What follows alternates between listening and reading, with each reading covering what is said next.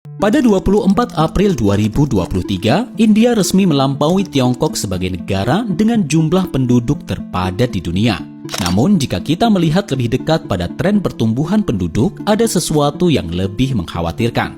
Populasi Tiongkok telah tumbuh kurang dari 1% selama hampir 20 tahun. Pada tahun 2022, jumlah penduduk Tiongkok bahkan menurun sebanyak 850.000 jiwa. Penurunan pertama dalam 6 dekade. Lalu mengapa populasi Tiongkok yang terus bertambah di bawah kebijakan satu anak dari tahun 1980 hingga 2016 tiba-tiba melambat? Dan apa yang hal ini tunjukkan?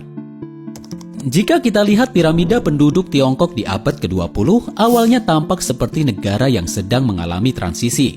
Kelompok usia muda tumbuh pesat tapi menyusut saat mereka menua. Ini adalah hasil dari kebijakan pro-kelahiran yang diterapkan oleh Mao Zedong pada tahun 1959. Selama 30 tahun berikutnya, populasi Tiongkok berlipat ganda, dari 500 juta menjadi hampir 1 miliar. Rata-rata keluarga Tiongkok saat itu memiliki 4 hingga 5 anak. Tetapi di balik pertumbuhan itu, ada beban besar yang muncul. Ketika rasio antara orang bekerja dan yang bergantung pada mereka menjadi tidak seimbang, pemerintah Tiongkok mengambil tindakan yang tegas. Pada tahun 1980-an, mereka menerapkan kebijakan satu anak untuk membatasi angka kelahiran.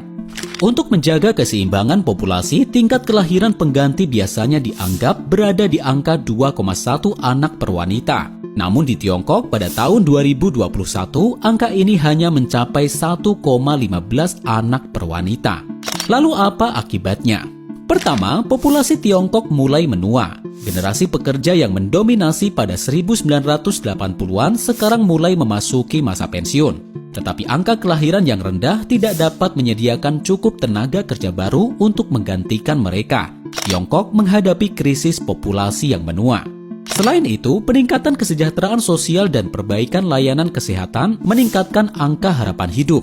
Di sisi lain, tekanan untuk merawat keluarga, biaya hidup yang semakin tinggi dan urbanisasi yang pesat membuat generasi muda ragu untuk membangun keluarga. Penurunan populasi ini juga memperlambat pertumbuhan ekonomi dan menambah beban pada sistem kesejahteraan sosial.